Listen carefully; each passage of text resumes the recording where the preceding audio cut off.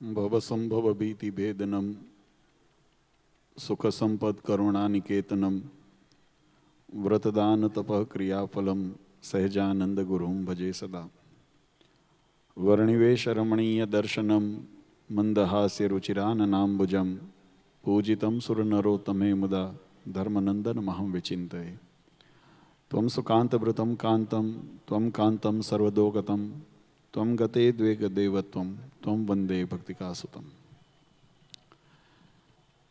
સર્વ અવતારી સર્વ કારણના કારણ આપણા સૌના મોક્ષદાતા ઈષ્ટદેવ ભગવાન શ્રી સ્વામિનારાયણ, સ્વામિનારાયણ સંપ્રદાય દક્ષિણ વિભાગ અધિષ્ઠાતા દેવ વડતાલવાસી શ્રી લક્ષ્મીનારાયણ દેવ હરિકૃષ્ણ મહારાજ, જેમના પ્રતાપથી સમગ્ર સુરત સત્સંગ આજે લીલો છે, એવા આપણા સુરત મંદિરમાં બિરાજમાન નારાયણ મુનિ દેવની છત્રછાયામાં સુરતની આંગણે આયોજિત આ દિવ્ય શાકોત્સવના શુભ પ્રસંગે સભામાં ઉપસ્થિત ધર્મકુળ આશ્રિત વાલા સર્વે અમારા સંતો પાર્ષદો, શ્રીજીના લાડીલા ધર્મકુળ આશ્રિત વાલા સર્વે સત્સંગી હરિભક્તો, સર્વ ધર્મ પ્રેમી સજ્જનો, સર્વ મોક્ષભાગી જીવાત્માઓ, દરેક ભક્તજનોને અમારા હૃદયપૂર્વક જય સ્વામિનારાયણ. વાલા ભક્તો, આમ તો આપણા સત્સંગી હરિભક્તો હોય એનાથી વિશેષ ઘણી વખત સત્સંગનો એટલો રંગ ન હોય અથવા તો ખ્યાલ ન હોય એવા ભક્તો પણ આ શાકોત્સવના ઉત્સવની રાહ જોતા હોય છે. કારણ કે આ ઉત્સવ એની અંદર બે પ્રકારના આપણને લાભ મળે છે. એક, ભગવાનનો ધરાવેલો પ્રસાદ તો આપણને મળે છે અને એનાથી જે સ્વાદ અને મનની અંદર તૃપ્તિ થાય, એની સાથે સાથે આત્માના કલ્યાણનું ભાતું પણ આપણે સાથે સાથે બાંધીએ છીએ. ભગવાનના કથા વાર્તા ચરિત્રોનું શ્રવણ કરી ભગવાનનો મહિમા સમજીને આપણે મોક્ષનું ભાતું પણ બાંધીએ છીએ. ભગવાન સ્વામિનારાયણે આજથી 200 વર્ષ પૂર્વે લોયાની અંદર સુરાખાચરના ભાવને વશ થઈને એમના પ્રેમને સ્વીકારીને એમના ભાવને પૂર્ણ કરવાને માટે જે દિવ્ય ઉત્સવ કર્યો, લગભગ 2 મહિના સુધી મહારાજે ત્યાં અનેક ઉપદેશો કર્યા, અનેક કથા વાર્તાઓ કરી અને અનેક પ્રકારે ભક્તોને પ્રસાદ આદિથી તૃપ્ત કર્યા. આજે એની સ્મૃતિની અંદર આપણા સૌના ભાવને પણ એવી જ પુષ્ટિ મળે, એટલે કે એને બળ મળે. જીવાત્માને એન કેન પ્રકારે ભગવાનનો મહિમા જીવાત્માને સમજાય ને જીવન ભગવત પરાયણ થાય, એના ભાવ સાથે આપણે આ ઉત્સવ ઉજવી રહ્યા છીએ. સત્સંગની અંદર ભગવાનને રાજી કરવાના અનેકવિધ સાધન બતાવ્યા છે, પણ મહારાજે જે સિદ્ધાંત ઉપર ભાર મૂક્યો છે એ સિદ્ધાંત બહુ સમજવા જેવો છે. કારણ કે ભક્તિ માર્ગની રીત હોય, તમે જે આપણી ભારતીય સનાતન વૈદિક પરંપરા, જે આપણી ઉપાસના ભક્તિની જે સંસ્કૃતિ, એ સંસ્કૃતિની અંદર, એ પરંપરાની અંદર જે વિશિષ્ટ પ્રકારે એનું જે સંકલન કરીને, એટલે કે વેદોના શાસ્ત્રોના સારને સંકલિત કરીને જીવાત્માના કલ્યાણને અર્થે એક વિચારધારાના રૂપની અંદર, એક કાર્યની રૂપની અંદર જ્યારે એને વહેતું કરવામાં આવે, ત્યારે એને આપણે સનાતન ધર્મ અથવા તો એને સંપ્રદાય તરીકે ઓળખીએ છીએ. પૂર્વે પરમાત્માના ધરા ઉપર અનંત અવતારો થયા. મચ્છ, કચ્છ, વરા, નરસિંહ, વામન, નરસિંહ આદિ, રામકૃષ્ણ આદિ પરમાત્માના અવતારો ધારણ થયા. આમ તો તમે જુઓ તો દરેક શાસ્ત્રોનો એક મત છે ને આ વાત સનાતન છે. આપણા શાસ્ત્રોની અંદર ઘણી વખત ભક્તોને મનની અંદર એમ થાય કે જ્યારે શ્રીમદ ભાગવત વાંચતા હોઈએ ત્યારે ભગવાન કૃષ્ણનું પ્રધાનપણું જોવા મળે, શિવપુરાણ વાંચતા હોઈએ તો ભગવાન શંકરનું એમાં પ્રધાનપણું જોવા મળે, જ્યારે વિષ્ણુ પુરાણ આદિ વાંચતા હોઈએ ત્યારે વિષ્ણુ પરમાત્માનું એની અંદર પ્રધાનપણું જોવા મળે. રામાયણ વાંચતા હોય તો ભગવાન રામના ગુણગાન સાંભળવા મળે. તો જે શાસ્ત્રને ઋષિમુનિઓએ લખ્યા, જે શાસ્ત્રોને ભગવાન વેદવ્યાસજીએ જે લખ્યા, વેદ પુરાણ ઉપનિષદ આદિ જે એનું સંરચના કરી, એને અનેક પ્રકારે એક જ પરબ્રહ્મ તત્વની વ્યાખ્યા કરી છે. આ વાત બહુ સમજવા જેવી છે. ભગવાન સ્વામિનારાયણે પણ વચનામૃતની અંદર આ સિદ્ધાંત બતાવ્યો કે અનંત જીવાત્માના કલ્યાણને અર્થે ભગવાન આ ધરા ઉપર જ્યારે અવતાર ધારણ કરીને ચરિત્ર કરતા હોય ત્યારે એ ભગવાને જે જે ચરિત્રો કર્યા હોય, લીલાઓ કરી હોય, એ પ્રત્યેક લીલાની અંદર જીવાત્માનું કલ્યાણ સમાયેલું છે. પછી એ કદાચ આપણને અલૌકિક લીલા દેખાય, જેની અંદર ભગવાનના ઐશ્વર્ય પ્રતાપના દર્શન થતા હોય, ભગવાનની સામર્થ્યના દર્શન થતા હોય, અને ઘણી વખત મનુષ્યની બુદ્ધિ ન કળી શકે એવા આપણને માયિક અને લૌકિક એવા ચરિત્ર પણ દેખાતા હોય. હમણાં અમે જ્યારે આવ્યા ત્યારે અમારે ભક્તિ સ્વામી વચનામૃતના ઉપર જે વિવેચન કરતા હતા એમાં પણ જે નિષ્ઠાની વાત કરી, ઉત્તમ મધ્યમ કનિષ્ઠ પ્રકારની જે સમજણની વાત કરી, એ વાત દ્વારા એ પ્રતિપાદન થાય કે જીવાત્માની સમજણની સ્થિતિ કેવી હોય, નિશ્ચય ક્યારે દ્રઢ થાય. તો આપણા શાસ્ત્રોની અંદર બહુ સુંદર વાત સમજાવી. ભગવાનને અંદર જ્યારે જીવાત્માને અહોભાવ થાય, એવા અહોભાવ સાથે જીવાત્માની ભગવાનની સાથે પ્રીતિ થાય, અને એ અહોભાવ અને પ્રીતિએ સહિત જ્યારે જીવાત્મા ભગવાનની શરણાગતિ સ્વીકારે, ભગવાનને શરણે થાય, એટલે આ ત્રણેય લક્ષણયુક્ત શરણાગતિ છે. તમે જો ઘણી વખત નહીંતર અમે ભગવાનને માનીએ છીએ, આપણે બધા જગત આખું કહે છે, એને એમાં જે ધર્મને માનનારા હોય એ બધા એમ કે, હમણાં બાળલાલજીએ વાત કરીને કે આપણને કોઈને હવે ભય જ નથી રહ્યો. ભય બે પ્રકારે ન રહે. એક, કાં તો એ સિદ્ધ દશાને પામી ગયા હોય, જેને આત્મનિષ્ઠા દ્રઢ કરી લીધી હોય, આ જગત નાશવંત છે. મહારાજે વચનામૃતમાં લખ્યું કે કૃતાર્થપણું ક્યારે મનાય, મૃત્યુનો ભય ક્યારે ટળે. તો એના મહારાજે વચનામૃતની અંદર ઉત્તર કર્યો છે કે ભગવાનનો આશ્રય જ્યારે જીવાત્માને દ્રઢ થાય જાય, એનાથી વિશેષ કોઈ પ્રાપ્તિ નથી એવી જ્યારે વિશ્વાસ એની અંદર પ્રીતિ થઈ જાય, એની અંદર ભગવાનની અંદર એટલો દ્રઢતા થઈ જાય, અને આ જગત એ નાશવંત છે, અને આ નાશવંત પદાર્થથી બનેલું એટલે કે પંચભૂતનું બનેલું આ શરીર પણ નાશવંત છે, અને મારું આત્મ સ્વરૂપ એનાથી નોખું છે, અને આત્માનું જે સ્વરૂપ છે એની અંદર કોઈ દિવસ મૃત્યુ નથી આવવાનું, અને જે અમે જે કર્મ કરીએ છીએ એ શાશ્વત સુખ માટે કરીએ છીએ. આવી જેની સમજણ પરિપક્વ થઈ હોય ને એ કૃતાર્થપણું મનાય, એને મૃત્યુનો ભય ટળે. અને ઘણી વખત અજ્ઞાની, જળ અને જેને એમ કહેવાય કે મંદબુદ્ધિ આદિ જે વિલક્ષણતા જેની અંદર રહેલી છે ને, એને મૃત્યુનો ભય ન હોય, કારણ કે એની વૃત્તિ જેની અંદર નથી, એને સમજણ જ નથી. તમે જુઓ, બે પ્રકારે મૃત્યુનો ભય જીવાત્માને ન નડે. પણ જે સમજવું હોય, જેને હજુ આ સાધનની અંદર હજુ કચાશ રહેલી છે, એને એ સાધન પરિપક્વ કેમ થાય, એના માટેનો જો કોઈ આપણને યોગ મળ્યો હોય તો એ આ સત્સંગ મળ્યો છે. અને એટલા માટે ભગવાન સ્વામિનારાયણે વચનામૃત જેવા ગ્રંથની અંદર મહારાજે મહિમા લખાયો. મહારાજ કે જીવાત્માને જો બે રીતે જગતની અંદર આપણે, આજનો દિવસ આપણા માટે ખૂબ બહુમૂલ્ય દિવસ છે વ્યવહારિક દ્રષ્ટિએ પણ. ભારત, આપણો દેશ, એ હજારો વર્ષોની ગુલામી પછી 15મી ઓગસ્ટે આપણને સ્વતંત્રતા મળી, પણ એ સ્વતંત્રતાને લોકતંત્ર અને સ્વાધીનતાની અંદર જો પરિણમી હોય તો આ 26મી જાન્યુઆરીનો દિવસ છે, જ્યારે એનું સંવિધાન આપણને પ્રાપ્ત થયું છે. અને જ્યારથી આ ગણતંત્ર દિવસના દિવસે સંવિધાનની પ્રાપ્તિ થઈ, ત્યારથી ભારતના બંધારણની અંદર એમ લખવામાં આવ્યું, કાયદા અને વ્યવસ્થાની અંદર એમ લખવામાં આવ્યું કે સર્વની અંદર સર્વશ્રેષ્ઠ કોઈ હોય તો ભારતનું સંવિધાન છે, એનાથી મોટો બીજો કોઈ કાયદો ન હોઈ શકે. પોતાના દેશનું સંવિધાન એની મહત્તા છે, આજના દિવસની મહત્તા છે. પછી એનાથી વિશેષ કોઈ વસ્તુ ન હોય.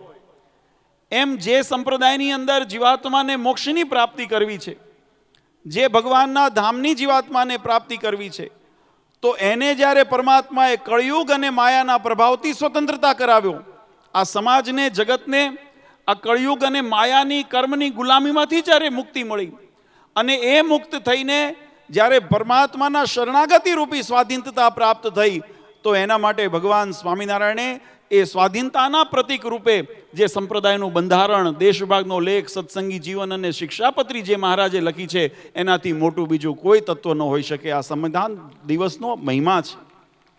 આખા સંસારે, રાષ્ટ્રે, એના તમામ વ્યક્તિઓએ એને નમવું પડે અને માનવું પડે.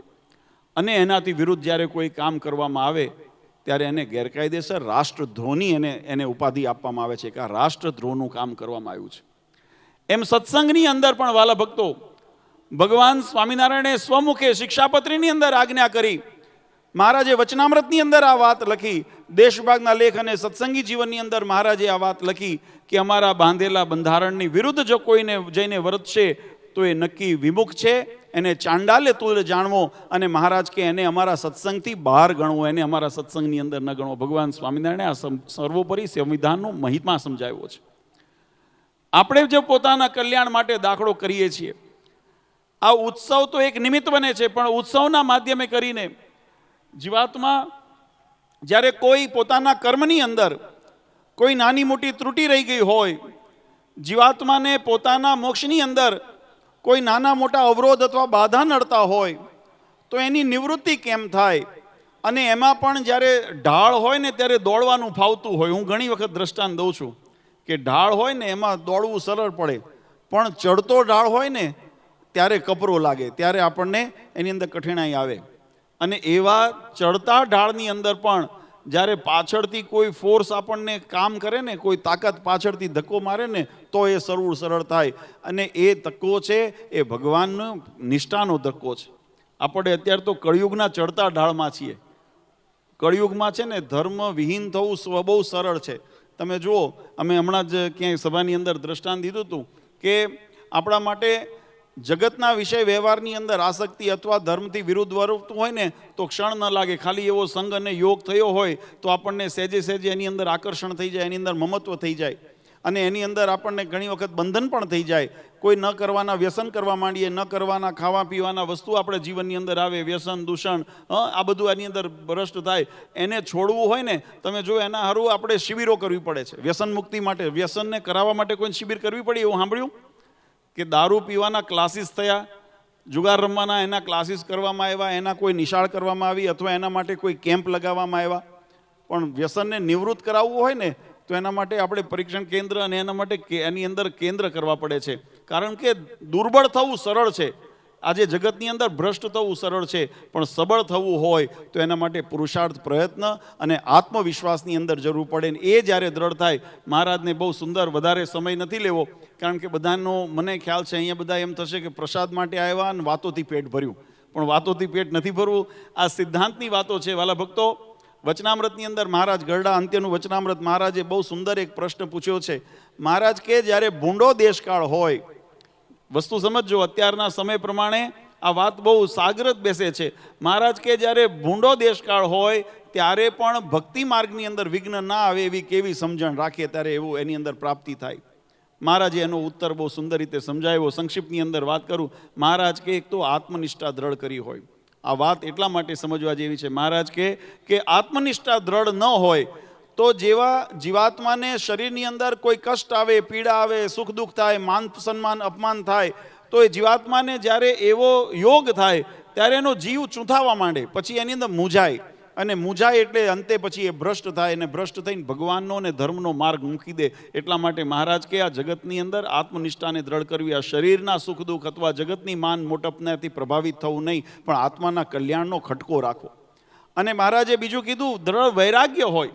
વૈરાગ્ય કરીને જો દ્રઢ ન હોય તો જીવનની અંદર જ્યારે પંચ વિષયનો યોગ થાય, અને એવા પંચ વિષયના યોગની અંદર જ્યારે એમાં ગમતું જો મળે તો વિશેષ આસક્તિ થાય, અને ન ગમતું મળે તો પણ સહવાસે કરીને એની અંદર આપણી આસક્તિ બંધાય, અને એના કારણે જીવાત્મા પછી ભગવાનથી છેટો થઈ જાય. એટલે જેને પોતાનું કલ્યાણ ઈચ્છવું હોય ને, અને એમાં પણ ભૂંડા દેશકાળની અંદર જ્યારે હોય ત્યારે જેને આત્મનિષ્ઠા દ્રઢ કરી હોય અને જેને દ્રઢ વૈરાગ્ય હોય, એ બે કરીને ભગવાનની ભક્તિ કરે ત્યારે મહારાજ કે એનો મોક્ષ માર્ગ સુલભ થાય છે.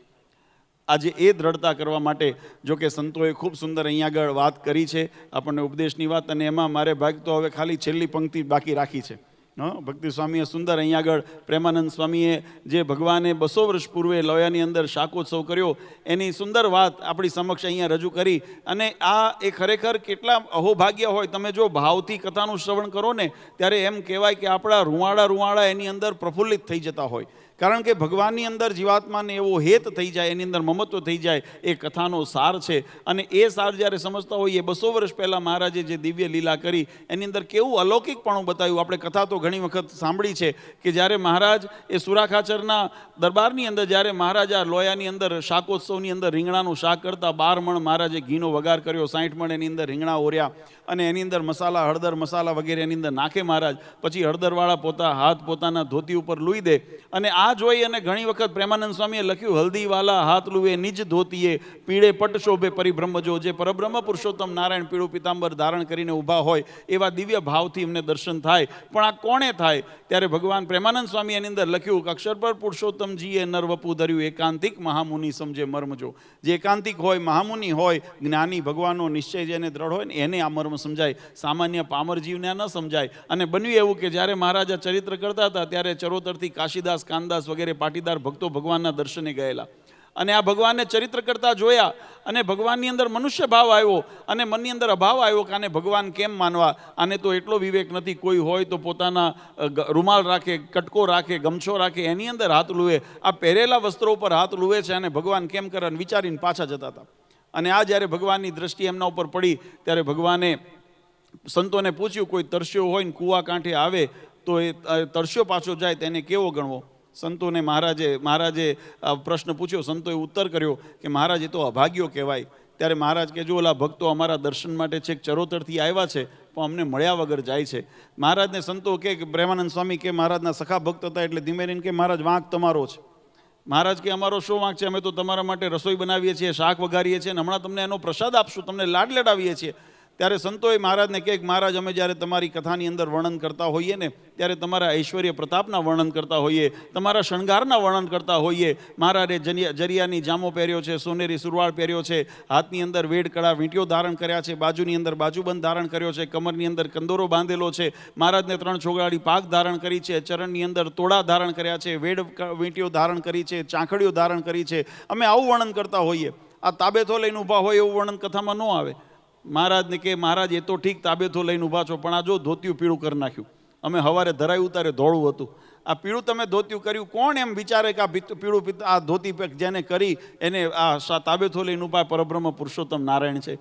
પછી મહારાજને સંતોએ વિનંતી કરી કે મહારાજ કંઈ કૃપા કરો, આ જીવનું કલ્યાણ બગડી જશે, અભાવ લઈને જો જશે, સત્સંગમાંથી પડી જશે તો જીવનું મોક્ષ બગડશે, માટે એના ઉપર કંઈક કરુણા દ્રષ્ટિ કરો. ત્યારે મહારાજે એ કાશીદાસ, કાનદાસને હાથ કરીને બોલાવ્યાને કીધું તમે જે જોવા માટે આવ્યા છો જોઈને જાઓ. અને ભક્તોએ જ્યાં પાછળ વળીને જોયું ભગવાને ચતુર્ભુજ સ્વરૂપે દર્શન દીધા, પોતાના ભગવાનપણાની પ્રતીતિ કરાવી.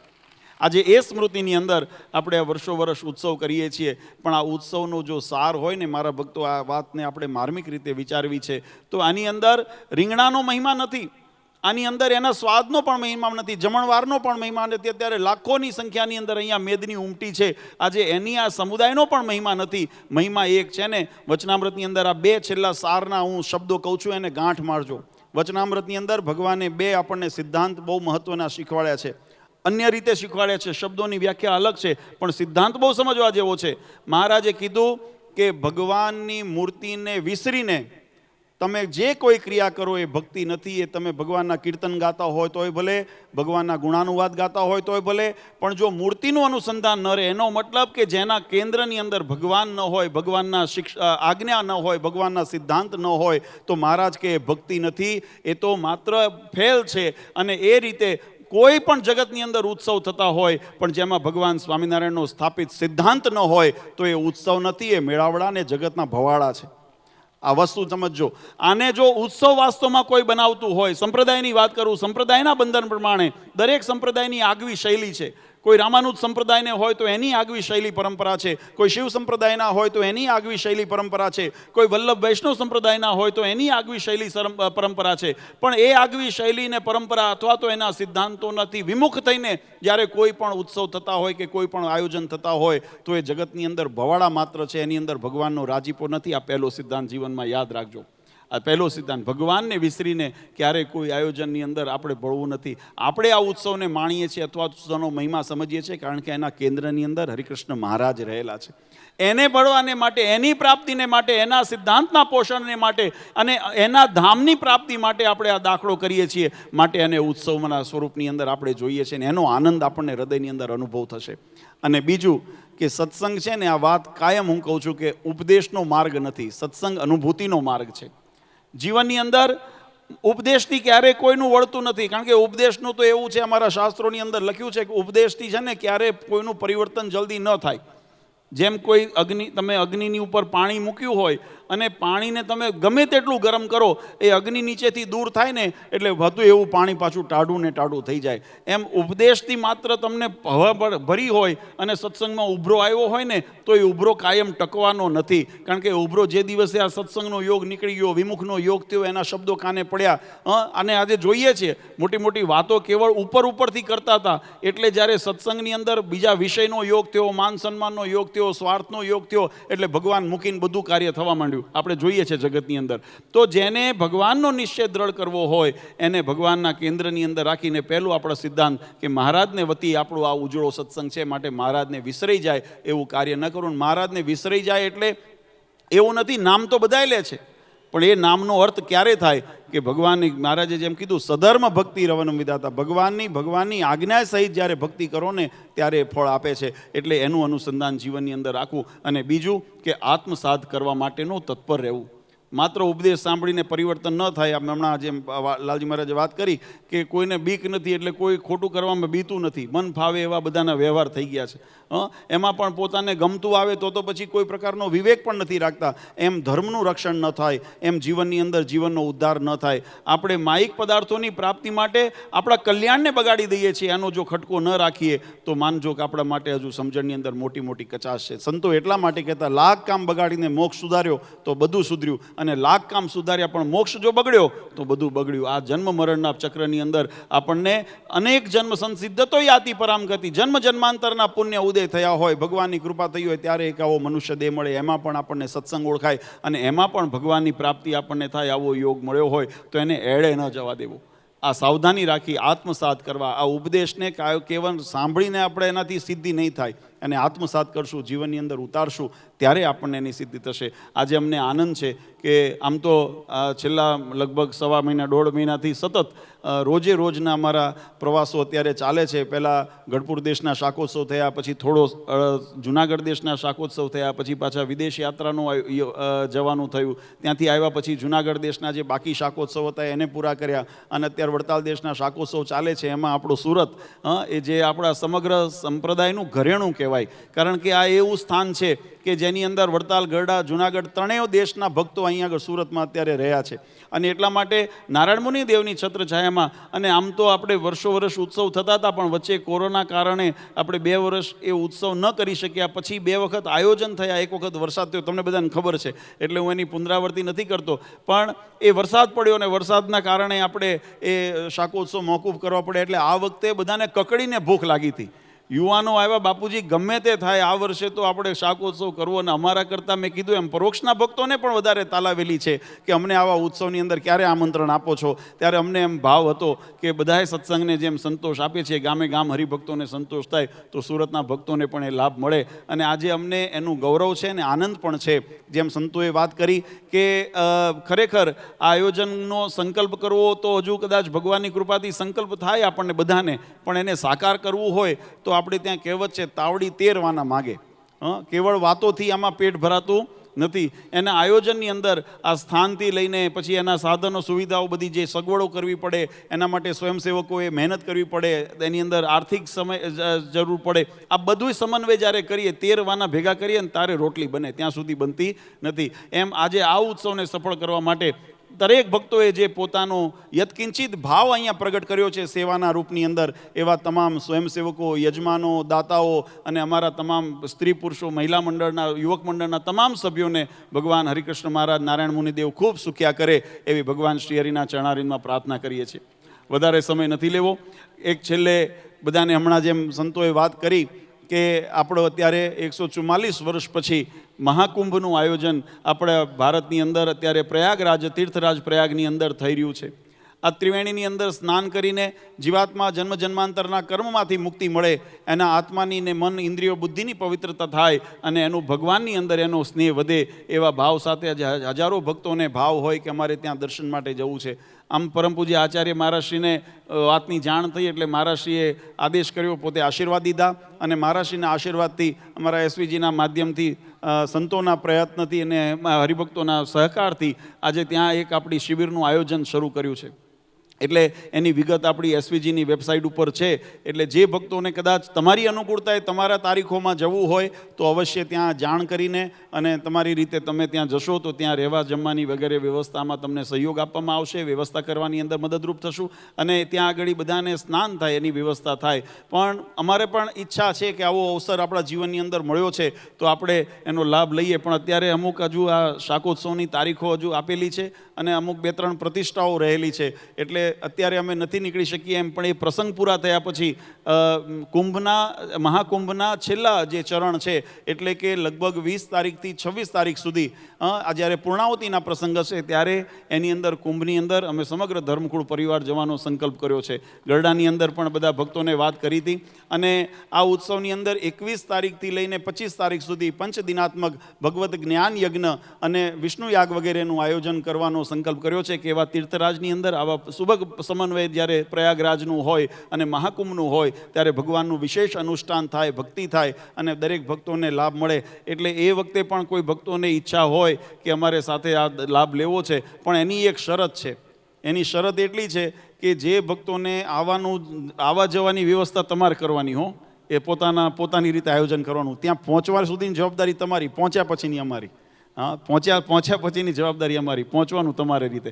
પણ જે રીતે આયોજન કરતા હો ખાસ બધા ભક્તોને આપણા તમામ જે પરા વિસ્તારની અંદર મંડળો છે એના આગેવાનોને તમે તમારી યાદી નોંધ કરાવજો. એટલે કે ત્યાં 30 તારીખ સુધી જે હરિભક્તોની યાદીમાં નામ આવશે એની અમે ત્યાં વ્યવસ્થા કરવાની સુવિધા ખબર પડે. કારણ કે અત્યારે લાખોની સંખ્યાની અંદર ત્યાં ભીડ છે અને ભીડની અંદર બધાને સમાવેશ કરવો અને બધા એક જ જે માનો કે 21 તારીખથી 25 તારીખના દિવસોની અંદર કોઈ આવતું હોય તો હરિભક્તોને અગવડ ન પડે એના માટે અમારે વ્યવસ્થા વ્યવસ્થિત કરવી છે.